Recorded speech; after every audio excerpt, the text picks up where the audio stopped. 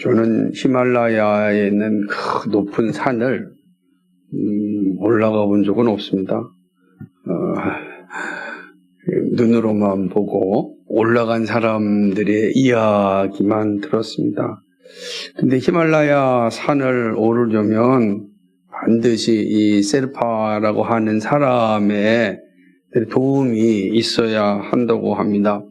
네팔 사람들로서 이제 바로 히말라야 산에 이제 사는 사람들인데 누구보다도 이 산을 잘 아는 분들입니다. 그러니까 이들의 안내를 따라 산을 올라야 무사히 산을 등반할 수 있다라고 합니다.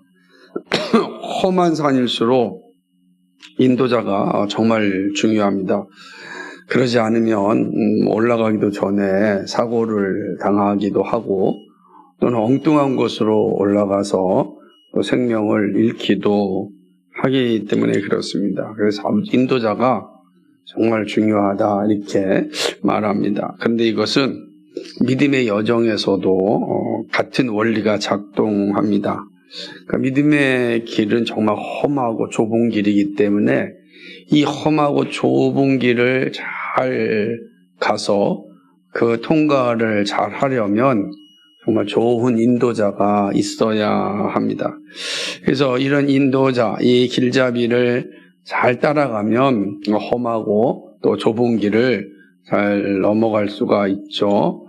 우린 그 좁은 길, 험한 길을 인도해 주시는 분을 목자라, 그죠?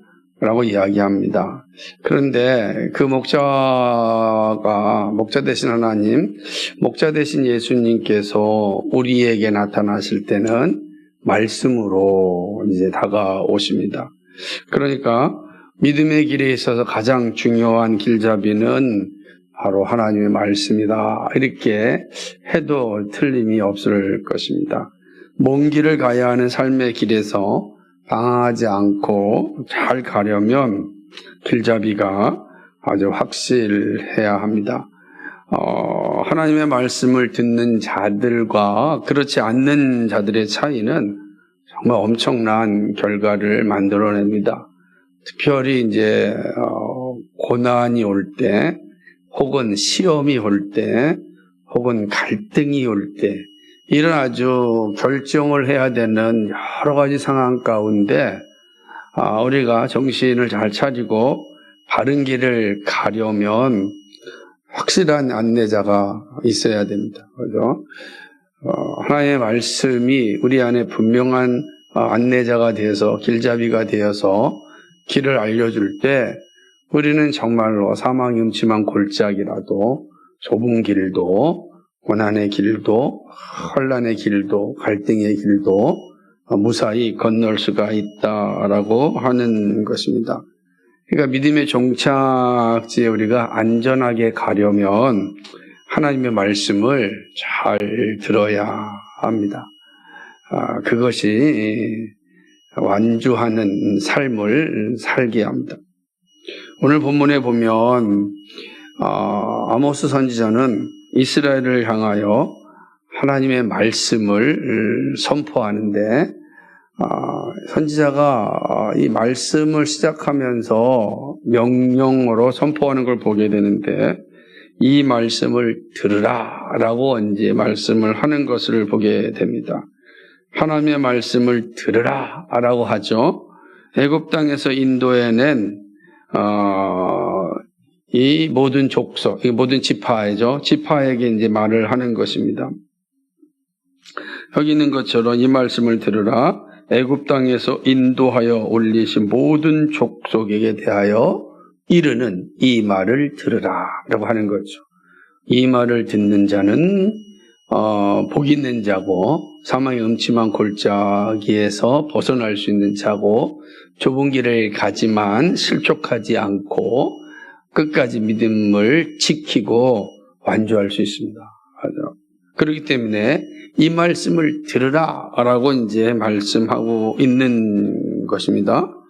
그러면서 말씀하기를 하나님께서는 이 땅에서 오직 이스라엘만 알았다라고 이제 말씀합니다. 참 의미심장한 표현. 내가 땅의 모든 족속 가운데 너만 알았다라고 이제 말씀하는 걸 보게 됩니다.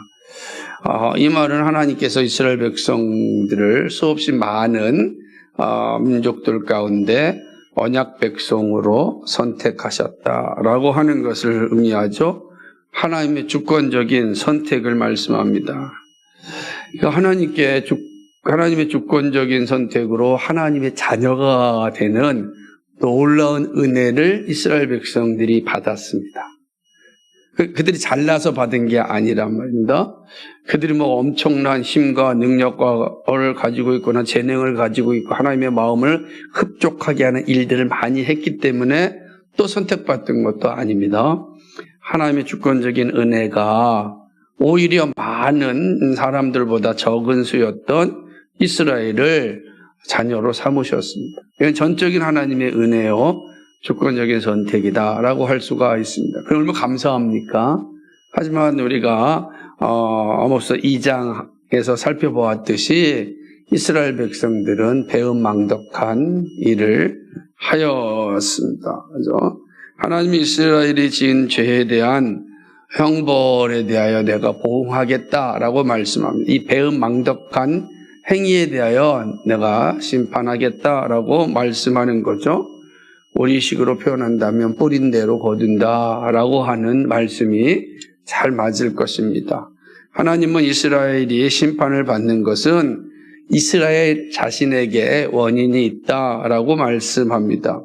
그 원인이 있기 때문에 결과가 있는 것이다. 하나님이 아무 생각 없이 아무 원인도 없이 심판한 것이 아니고 이스라엘이 심판받을 만한 일을 하였기 때문에 공의로우신 하나님이 합당한 심판을 내린다. 이렇게 이제 말씀하시는 거죠. 그러면서 아주 독특한 표현을 하는데 3절로부터 6절까지의 내용을 보게 되면 하나하나 이 이스라엘 백성들을 향하여서 너희들이 심판을 받는 것이 합당하다. 너희가 심판받는 결과에 이르는 건 심판에 이르게 하는 원인이 너희에게 있다. 이렇게 이제 말씀하는 겁니다. 그러면서 두 사람이 뜻이 같지 않은데 어찌 동행하겠느냐라고 이야기하면 하나님과 이스라엘 백성들이 동행하는데 두 사람이 뜻이 맞지 않아요. 그러면 헤어질 수밖에 없죠. 하나님께서 하신 말씀대로 불순종하면은 결국은 하나님과 함께 갈 수가 없는 것 아니겠습니까? 우리가 출애굽기에서 보게 되면 이스라엘 백성들의 모습이 잘 보이잖아요. 하나님께서 이스라엘 백성들이 헛된 일을 할 때 다 없애버리려고 할 때, 우리 앞으로 이제 또 살펴보겠지만, 모세가 나타나서 차라리 저를 죽이시고 이 백성 살려달라고 하는 모습을 보면 마음이 같지 아니하면 함께 갈 수 없다라고 하는 것을 보여주는 게 정녕 있습니다. 신약시대에도 이 유럽을 향한 전도 여행을 갈 때에 바울과 마가가 별로 관계가 좋지 않아서 함께하지 못하고 이게 헤어지는 것을 보게 되죠. 바울과 바나바도 그렇고 마가 문제로 바울과 바나바 싸우고 헤어지고 마가도 헤어지고 이런 것들을 보게 되면 두 사람의 마음이 같아야 동행할 수가 있다라고 하는 거죠. 그럼 동행하지 못한다면 누군가에게 문제가 생긴 것 아니겠습니까? 그걸 말씀하고 있는 겁니다. 뿐만 아니라 사자가 움킨 것이 없는데 어찌 수풀에서 부르짖겠냐. 사자는 먹이를 먹으려고 아주 조용히 있습니다. 그러다가 먹이가 나타나면 그냥 산살같이 가가지고서 먹이를 낚아채는 거죠. 그럼 먹이를 다 낚아채고 난 뒤에도 조용히 있을 수 없어요. 먹어야 될 거 아니에요? 혼자 먹지 않고 가족들도 먹고 친구들과 함께 먹으니까 소리 지르지 않겠어요. 내가 먹이를 잡았다라고 하는, 또는 우리가 종종 영화 같은 데서 보게 되면은 밀림의 왕으로서의 포효를 하기 위하여서 소리 지르는 그 사자의 모습도 상상할 수 있지 않습니까? 아무것도 없는데 소리를 지겠느냐라고 하는 겁니다. 또 재밌는 것은 젊은 사자가 잡은 것이 없는데 어찌 굴에서 소리를 내겠느냐. 같은 원리죠. 젊은 사자가 그 굴 속에서 혼자 소리를 낸다는 거는 무슨 의미겠습니까? 그래서 그가 그만큼 먹이를 잡아서 똑같이 만족한 상태에 있다라는 것 아니겠어요? 덫을 땅에 놓지 않았는데 새가 어찌 거기 처이겠느냐. 그죠? 덫이 땅에 있으니까 새가 걸린 거 아니겠어요? 덫이 없다고 한다면 새가 걸리겠어요? 그러지 않죠. 그 다음에도 뭐라고 얘기해요? 덫이 또 잡힌 것이 없는데 덫이 어찌 땅에서 튀겠느냐. 아니, 새가 잡혔으니까, 어떤 게 잡혔으니까 막 튈 거 아니겠습니까? 갑자기 혼자서 막 덫이 튀진 않을 거 아니에요? 무엇인가 잡혔으니까 덫이 튀지 않느냐, 이렇게 이야기하는 겁니다. 또 6절에서는 성읍에서 나팔이 울리는데 백성이 어찌 두려워하지 않겠느냐라고 이야기하는 것입니다. 다시 말한다면 이 나팔 소리, 파수꾼의 나팔 소리는 전쟁이 임하였고 적군이 쳐들어오고 있다라고 하는 신호를 알리는 것입니다. 그러니 이 파수꾼이 나팔 소리를 불면 이게 두려울 수밖에 없죠. 전쟁의 소리이기 때문에 그건 당연한 겁니다. 그죠? 그런데 나팔 소리도 없는데 두려워하겠느냐? 나팔 소리가 있으니까 두려워한다라고 이야기하는 겁니다. 그러면서 말하기를 여호와의 행하심이 없는데 재앙이 어찌 성읍에 임하겠느냐. 다시 말하면 성읍, 이스라엘 성읍에 재앙이 임한다라고 하는 것은 바로 하나님께서 행하신 일이다라고 하는 거죠. 이 말씀 앞에 본다면 하나님께서 주권적으로 이스라엘 백성들을 선택하셨는데 이스라엘 백성들이 하나님께 배은망덕함으로 하나님께 심판을 내리셨습니다. 그럼 하나님 심판을 내리실 때 그 하나님이 아무 이유도 없이 심판을 내린 것이 아니고 너희들이 심판받을 만한 죄를 저질렀기 때문에 심판을 행한다라고 하는 것이에요. 그러므로 그 심판은 다 하나님의 행하심이다라고 말씀하고 있는 것이죠. 그러면서 말하기를 7절에 아주 의미심장한 표현을 하는데 같이 한번 읽어볼까요? 시작. 주 여호와께서는 자기의 비밀을 그 종 선지자들에게 보이지 아니하시고는 결코 행하심이 없습니다. 아멘. 이 말씀을 한번 잘 생각해 본다면 하나님께서 심판을 행하실 때 앞서서 심판에 대한 말씀을 알려주신다는 것입니다. 그러니까 하나님은 인격적이시잖아요. 그러니까 자기 백성에게 기회를 주시는 겁니다. 피할 수 있는 기회를 하나님이 허락하여 주시는 거예요. 그런데 그 기회가 왔음에도 불구하고 그 기회를 살리지 못한다면 그것은 어떻게 되겠습니까? 결국 하나님의 심판의 자리에 떨어지고 마는 것입니다. 그러면서 말씀하시기를 사자가 부르짖는지 누가 두려워하지 아니하겠느냐, 주 여호와께서 말씀하시는지 누가 예언하지 아니하겠느냐라고 반문을 하는 것입니다.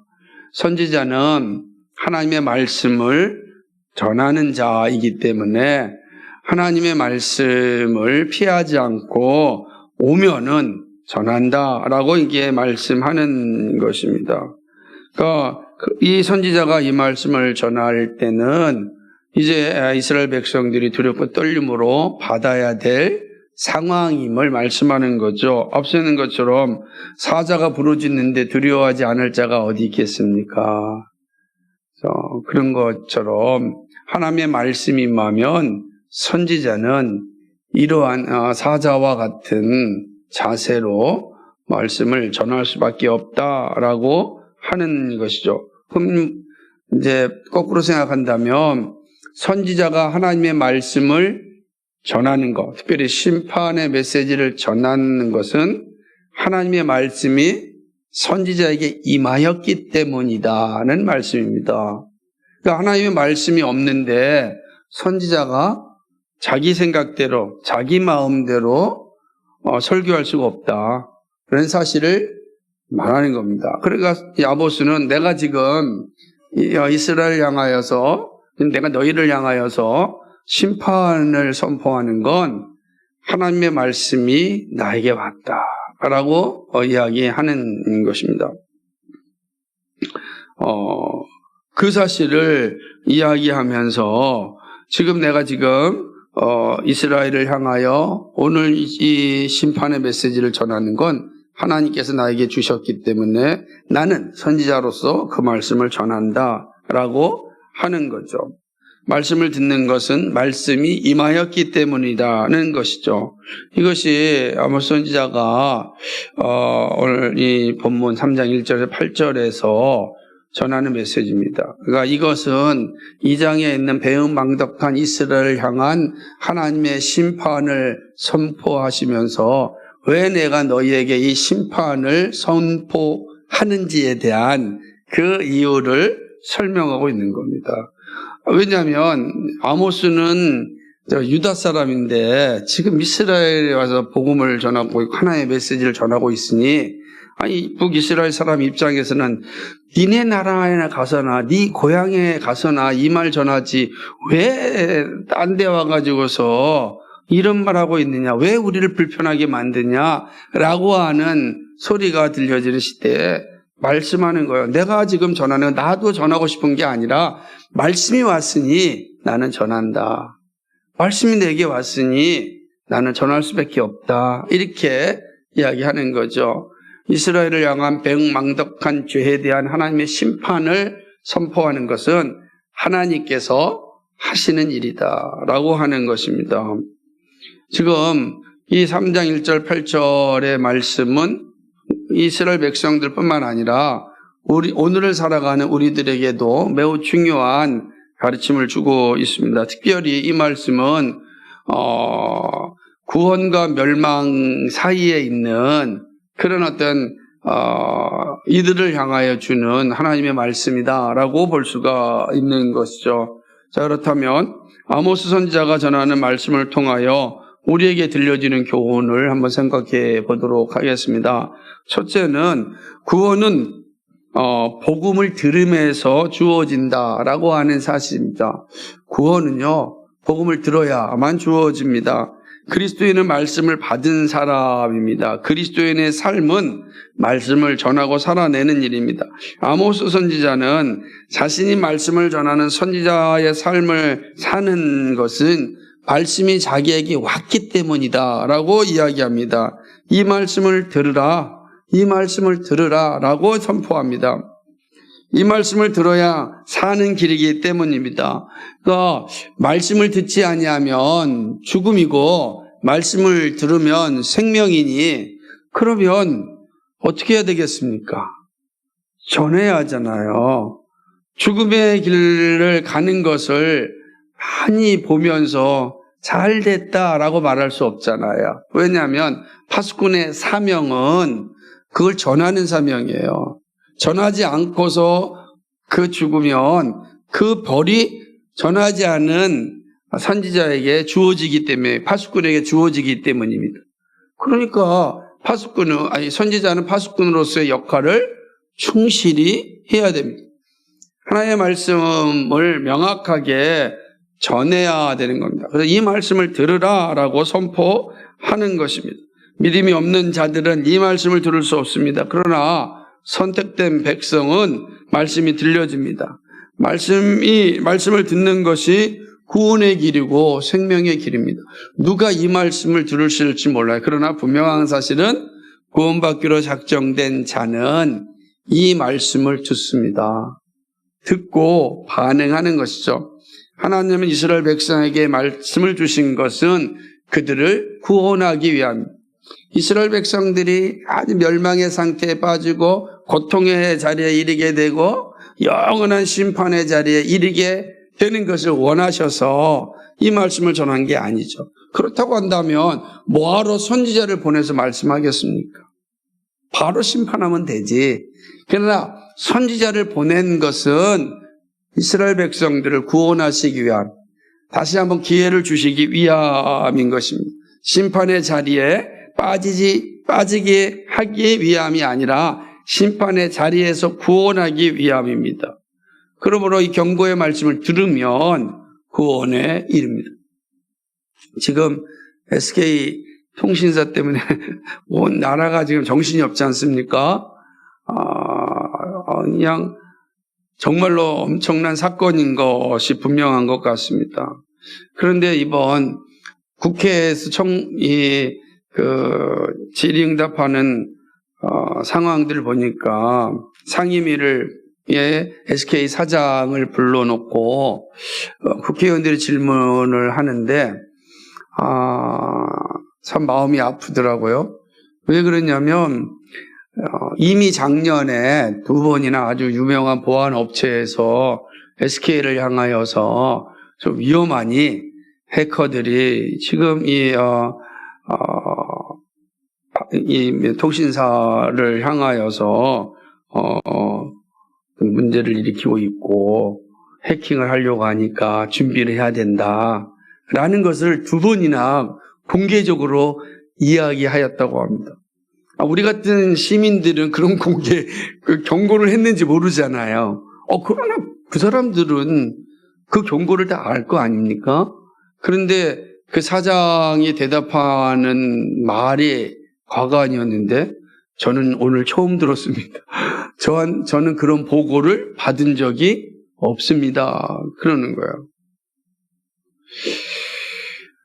들어야 할 때 듣지 않아가지고 이 지금 끔찍한 상황이 오게 된 겁니다. 그때 듣고서 방비를 하였다고 한다면 아마 이러한 상황까지는 오지 않았을 것이다. 이 생각을 합니다. 그렇습니다. 이 통신 하나도 이런데요. 하나님의 말씀도 마찬가지입니다. 하나님 이스라엘을 향하여 말씀을 들으라고 외칩니다. 들으면 살게 됩니다. 들으면 혼란에 빠지지 않습니다. 들으면 구원에 이르게 됩니다. 왜냐하면 구원은 말씀을 들을 때 주어지기 때문에 그렇습니다. 사도 바울은 로마서 10장 13절 15절에서 이렇게 말씀합니다. 누구든지 주의 이름을 부르는 자는 구원을 받으리라. 그런즉 그들이 믿지 아니하는 이를 어찌 부르리요? 듣지도 못한 이를 어찌 믿으리요? 전파하는 자가 없이 어찌 들으리요? 보내심을 받지 아니하였으면 어찌 전파하리요? 기록된 바 아름답도다. 좋은 소식을 전하는 자들의 발이여 함과 같으니라. 아멘. 아름답고 좋은 소식을 전하는 선지자들의 말씀이 그렇게 있었음에도 불구하고 이스라엘이 그걸 듣지 아니함으로 구원의 길에서 떨어지고 만 것입니다. 구원은 예수 그리스도를 믿는 자에게 주어집니다. 주 예수를 믿으라. 그리하면 너와 내 집이 구원을 얻으리라. 이 말씀을 들을 때, 믿을 때 구원이 많은 것입니다. 그러기에 하나님은 설교에 미련한 것을 통하여 여전히 일하십니다. 말씀이 들려지는 설교가 구원에 이르게 하는 것이죠. 말씀이 들려져야 됩니다. 그래서 여전히 오늘도 하나님의 영이 살아있는 설교자를 통하여서 설교가 되어지는 겁니다. 이 중요한 거예요. 왜냐하면 앞으로도 그렇지만 점점 우리 시대가 성령이 없는 기계를 통하여서 설교하는 이런 시대가 막 다가오기 때문에 그렇습니다. 그 성령의 일하심이 없고 기계의 일하심을 통하여서 설교를 하고 설교를 듣는 이런 끔찍한 상황을 보게 됩니다. 아무리 멋있고 화려하고 완벽하고 구조를 가지고 있다 할지라도 성령의 역사가 없으면 아무 의미가 없는 거죠. 근데 성령의 역사는 말씀을 준비할 때부터 있습니다. 그리고 성령께서 그 설교자를 통하여서 말씀을 전하게 하는 것입니다. 그리고 그 말씀을 통하여 듣는 자들에게 구원에 이르게 하는 것입니다. 그러면 다른 길이 아니라 말씀을 듣는 길입니다. 말씀을 듣는 길이에요. 말씀을 들어야 돼요. 구원은 하나님의 말씀을 들을 때 주어진다라고 하는 거죠. 그러므로 이 말씀을 들으라라고 하는 이유가 있는 거예요. 이 말씀을 들으라. 그죠? 들어야 사는 겁니다. 들어야 사는 거예요. 이 말씀을 듣지 아니하면 죽습니다. 이 말씀을 들어야 합니다. 오늘도 우리는 이 말씀을 듣기 위하여 모이고 듣기 위하여 준비하고 듣기 위하여 우리는 온 마음을 다하고 있습니다. 왜요? 말씀을 들을 때 구원이 임하기 때문에 그렇습니다. 다른 방법으로 구원을 이르지 않고 말씀을 들을 때 구원에 이르게 됩니다.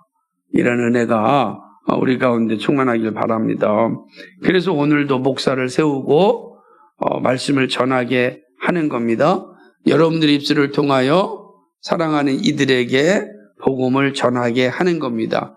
거기에 구원이 있기 때문에 그렇습니다.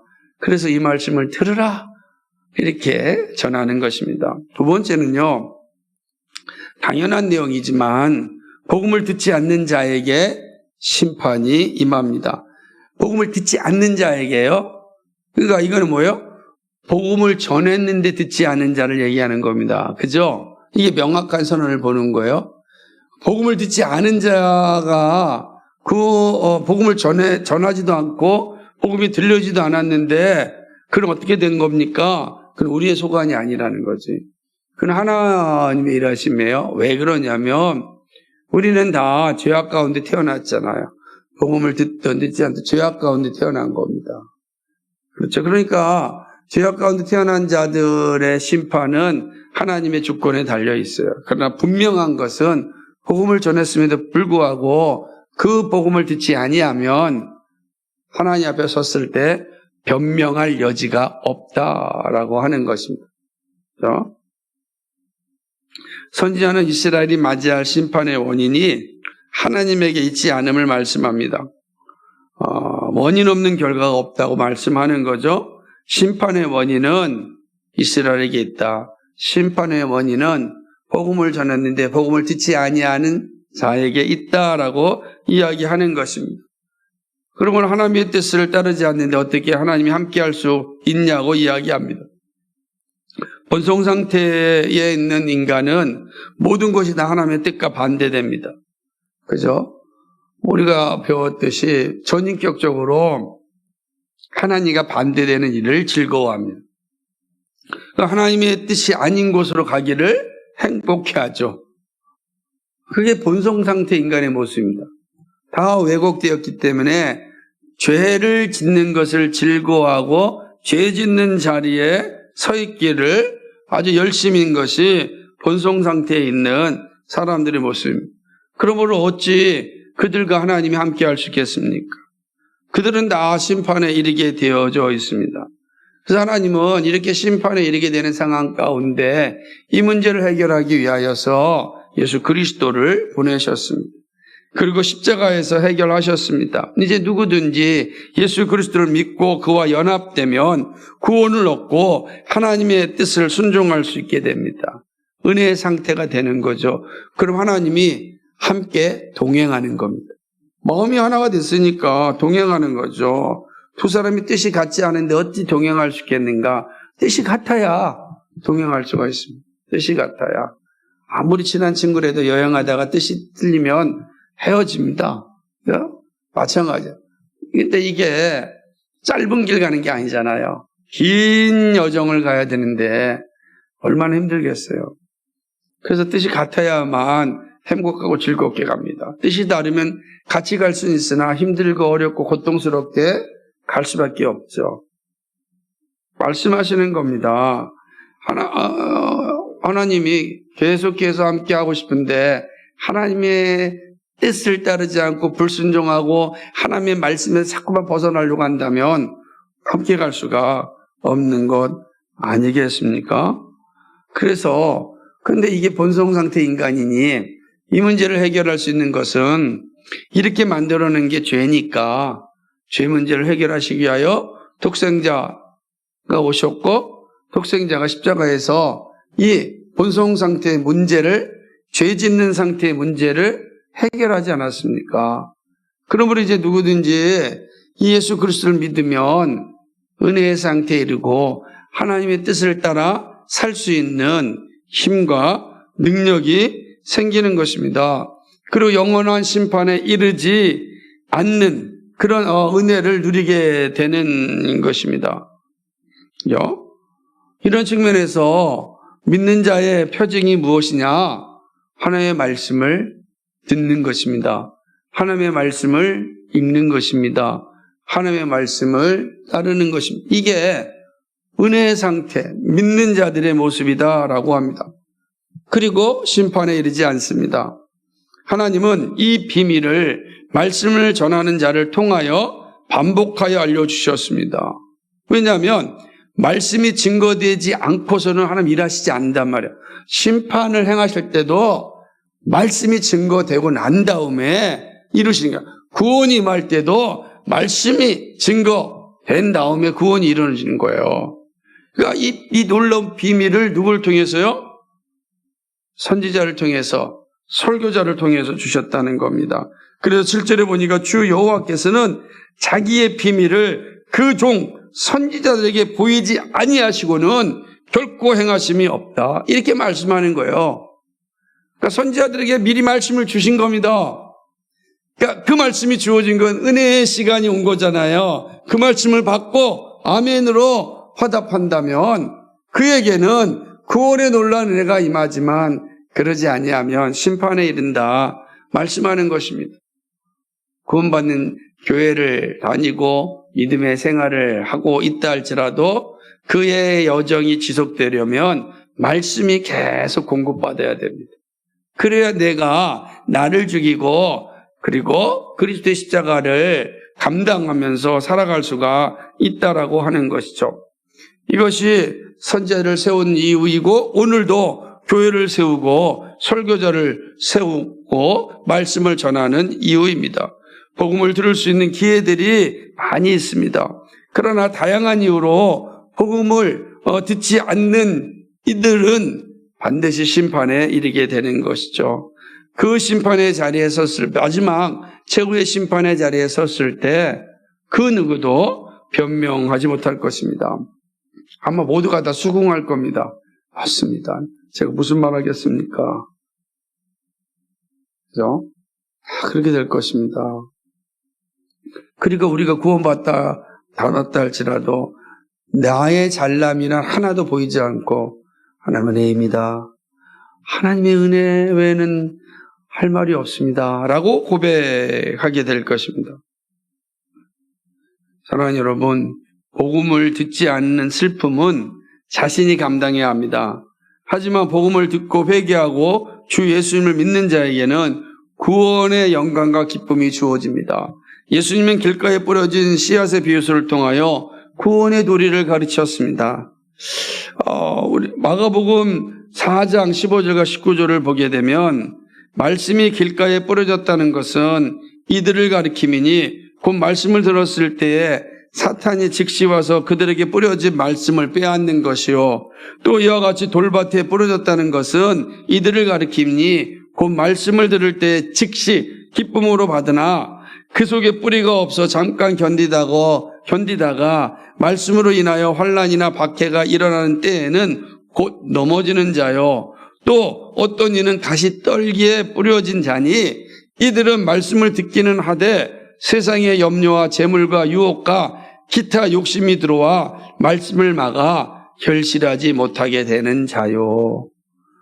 이게 열매를 얻지 못하고 심판에 이르는 자들의 모습이다. 길가와 돌밭과 가시떨기에 떨어진 그런 상태를 가지고 있는 자들, 가시떨기와 같은 상태, 돌밭과 같은 상태, 그리고 어떻게 된 거예요? 길가와 같은 상태, 그런 상태를 가지고 있는 자들에게 떨어진 복음이 이런 모습으로 나타나고 만다라고 하는 것이죠. 결국 말씀이 없는 자는 이렇게 길가와 돌밭과 가시떨기와 같은 그런 사람들과 같이 아무런 열매와 결실을 얻을 수 없게 되는 것입니다. 말씀이 그들에게 심겨지지 아니하면 열매가 나지 않지 않겠습니까? 열매가 없는 인생은 어떻게 되겠습니까? 영적으로 잘 생각해 보십시오. 영적인 열매가 없다고 한다면 우리의 삶이라고 하는 것은 세상의 방식대로 살아갑니다. 교회를 오래 다녀도 내 안에 말씀이 살아있지 아니하면 반드시 영적으로 생각하지 않습니다. 육적으로 생각하게 되고 세상의 방식대로 살아가게 됩니다. 똑같이 꼼수 피우고 똑같이 시기하고 질투하고 그죠? 그렇게 살아가는 겁니다. 우리가 감사하지 않고 헌신하지 않는 이유는 우리 안에 말씀이 나를 이끌지 못하기 때문에 그러는 거예요. 왜 항상 기뻐하라, 범사에 감사하라, 쉬지 말고 기도하라고 말씀하겠습니까? 그 힘은요, 말씀이 합니다. 왜냐하면 성령은 말씀을 통하여 일하시기 때문에 우리 안에 말씀이 있으면 그 말씀이 나로 하여금 상황 가운데 흔들리지 아니하고 기뻐합니다. 그죠? 상황 따라 우리의 기쁨이 달라진다고 한다면 그것은 기쁨이 아니잖아요. 그걸 누구나 할 수 있잖아요. 근데 우리가 어렵고 힘든 상황 가운데서도 기뻐할 수 있다는 건 말씀이 내 안에 있기 때문입니다. 모든 사람들은 어려우면 슬프고, 그죠? 행복하면 즐겁잖아. 그 우리도 다 해요. 그러나 그리스도인의 모습은 그게 아니지 않습니까? 어렵고 힘든 일이 왔어도 기뻐할 수 있습니다. 감사할 수 있습니다. 사망의 음침한 골짜기를 다닐지라도 내가 두려워하지 않는 것은 나와 함께 하시는 주님을 있기 때문에 그 주님이 나를 인도하신다는 확신이 있기 때문에 감사합니다. 기쁨을 상실하지 않는 것입니다. 그게 우리의 모습이란 말이에요. 모습. 근데 그 말씀이 없으면 그 일을 감당할 수가 없습니다. 그래서 말씀이 없으면 세상의 방식대로 살게 되고 마침내 심판에 이르게 되는 것입니다. 그리고 심판에 이를 때 그 원인은 말씀을 듣지 않음에 있는 거지 하나님께 있지 않다. 이 사실을 가르쳐주고 있다라고 하는 거죠. 그러므로 복음을 들을 수 있는 기회에 기쁨으로 복음을 듣고 살아가야 합니다. 오늘 여러분이 복음을 들을 수 있는 이 자리에 늘 있는 게 복 있는 겁니다. 복 있는 거예요. 우리가 강단에서 헛소리하지 않고 오늘 말씀을 전하는 진리를 전하고 그 진리를 전하는 자와 듣는 자가 함께 듣지 않습니까? 얼마나 감사합니까? 듣고 싶어도 들을 수 없는 상황과 환경이 존재합니다. 그런데 우리는 이 말씀을 들을 수 있는 자리에 있게 되었습니다. 그러나 감사하셔야 됩니다. 그 말씀이 우리를 살리기 때문에 그렇습니다.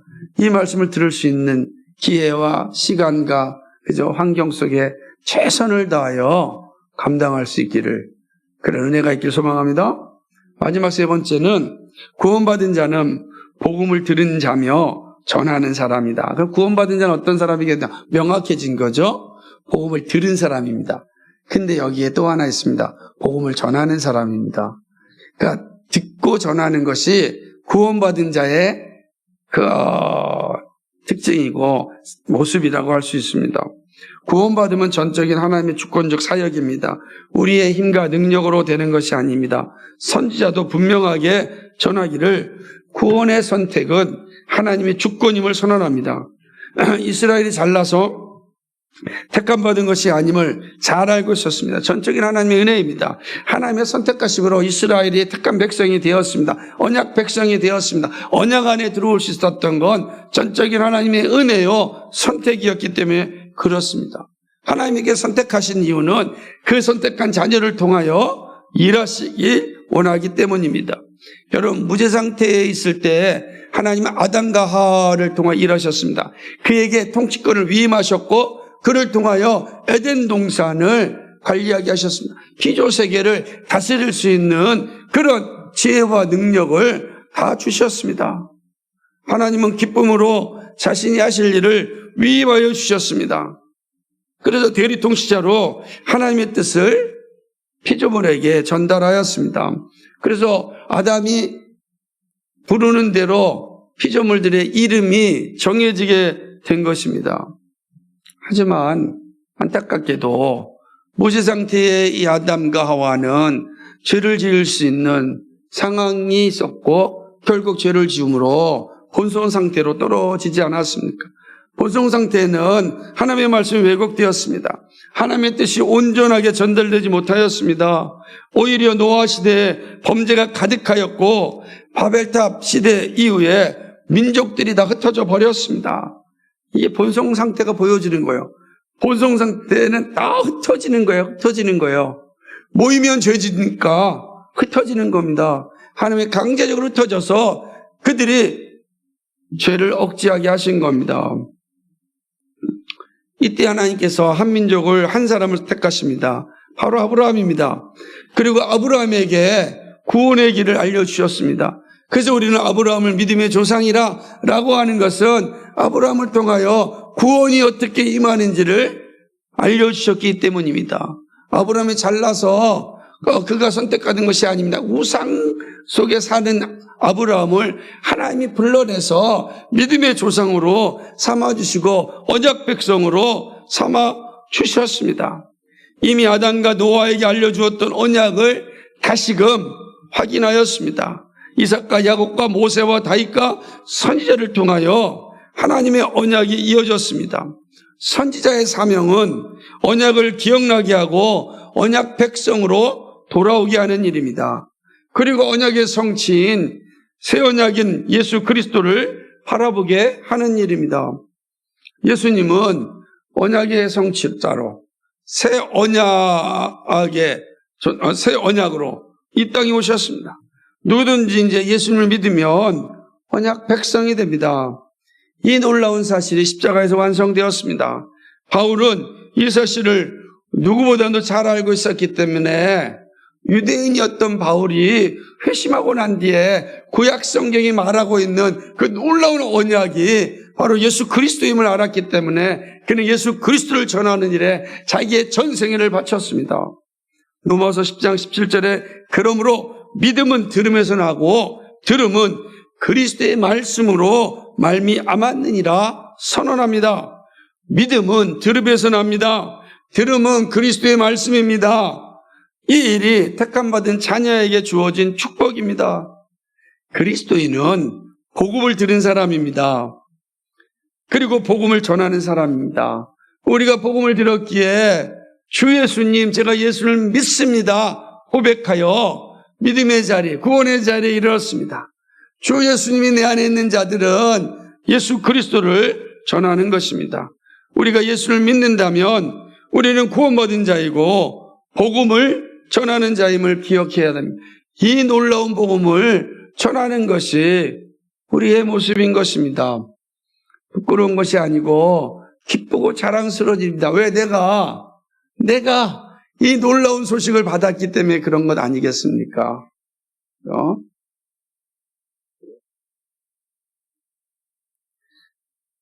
지난주 토요일 날 우리 청년들이 벚꽃 전도를 했습니다. 얼마나 감사하고 얼마나 훌륭하고 얼마나 행복한지 모릅니다. 그런데 한 가지 옥의 티가 하나 있었어요. 그 뭐냐면 빛과 소금교회 띠를 매자 그랬더니 좀 창피한데요? 이러는 거예요.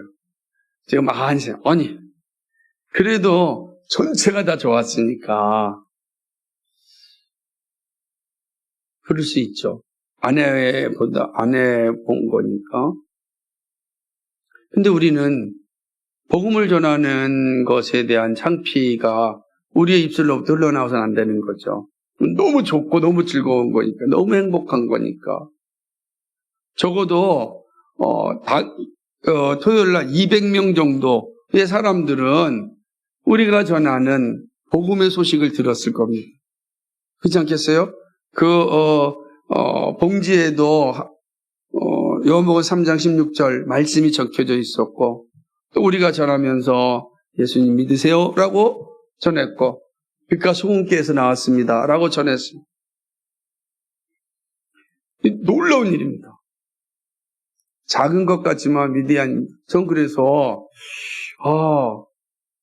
우리 청년 나부리가 한 그 행사가 계속 제 머릿속에 남았습니다. 너무 고맙고 너무 감사하고, 그리고 또 미안함이 너무 많았어요. 왜냐하면 풍족하게 이 일에 섬겨지지 못한 마음도 많이 들었어요.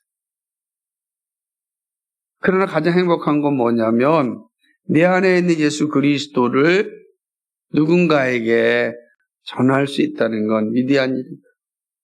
그렇죠?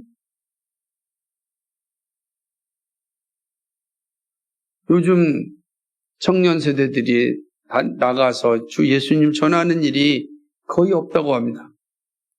거의 없다고 해요. 큰 교회나 시스템적으로 돌아가니까 전도를 하지 잘 안 한다네. 뭐 장년들은 다 할 수 있죠. 많이 하니까. 근데 우리는 청년들이 했잖아요. 얼마나 감사했는지 몰라요. 얼마나 고마운지. 왜냐하면 그게 구원받음의 열매이기 때문이었어요. 그러니까 구원받은 사람은 복음을 들은 사람이고 복음을 전하는 사람이. 우리가 예수를 믿는다면 우리는 구원받은 자이고 복음을 전하는 자임을 기억해야 됩니다. 아모스 선지자가 말하듯이 여호와께서 말씀하신즉 누가 예언하지 아니하겠느냐. 우리 안에 주의 말씀이 주의 복음이 내 안에 있는데 내가 어찌 전하지 아니하겠느냐라고 하는 것입니다. 말씀을 받아 구원받은 자녀가 되었다면 우린 때를 얻든지 못 얻든지 복음을 전하는 사명을 받았음을 기억해야 됩니다. 그 자리가 어딘지 간에 예수 믿는 우리의 모습이 중요합니다. 그죠? 오늘도 수요 성경 끝나고 식당에 딱 가서 그 국수를 다 먹는데 국수가 딱 나올 때 우리 주일학교 친구들이나 우리가 다 함께 기도합니다. 그러니까 조용히 기도하지만 그 자체가 외적으로 복음을 전하는 겁니다. 외적으로 복음을 전하는 거예요. 그게 되게 중요한 거예요. 우리는 복음을 받은 사람이고 복음을 전하는 거예요. 그래서 그 앞에서 기도하는 걸 부끄러워할 필요가 없고 또 감사와 기쁨으로 저 예수 믿습니다 라고 무언으로 전할 수 있는 저 사람들과 예수 믿는 사람들이구나. 예수 믿는 사람들이구나 생각하지 않겠습니까? 때를 얻든지 못 얻든지 그들은 우리의 모습을 보고 바로 복음을 듣는 것입니다. 이게 구원받은 자들의 모습이다라고 하는 것입니다. 복음은 기쁜 소식입니다. 이 소식을 듣기를 싫어하는 사람이 있더라도 우리 실망하지 말고 기꺼이 전할 수 있어야 됩니다. 이것이 구원받은 자의 모습입니다. 말씀을 맺습니다. 오늘 우리가 아모스 선지자가 주어진 이 말씀을 통해서 우리는 분명한 세 가지를 보았습니다. 구원은 복음을 들은 자. 그죠? 그러나 복음이 왔어도 듣지 않는 자에게는 심판이 임합니다. 구원받았다는 것은 복음을 들은 자요, 동시에 전하는 자입니다. 우리는 이 모습을 잘 기억해야 됩니다. 그래서 이 말씀을 들으라 라고 전하였던 아모스 선지자는 마지막에 주의 말씀이 들리는데 내가 어찌 예언하지 않겠느냐. 예언한다는 건 말씀을 전한다는 뜻이잖아요. 말씀을 들으라 선포할 수 있던 것은 주의 말씀이 내 안에 왔기 때문에 내가 전하는 것이다. 사랑하는 여러분, 여러분에게 들려진 말씀이 여러분의 삶과 여러분의 입술을 통하여 이 세상 가운데 들려지기를 간절히 소망합니다. 여러분을 통하여서 주 예수님이 들려질 때 그곳에 구원받는 역사가 일어납니다. 혹 그 일을 대해서 거부하고 저항하고 싫어하고 미워하는 일이 있다 할지라도 우리가 할 일은 사랑으로 끝까지 이 진리의 복음을 전하는 일입니다. 이 일에 우리가 모두 함께하기를 주님의 이름으로 축복합니다.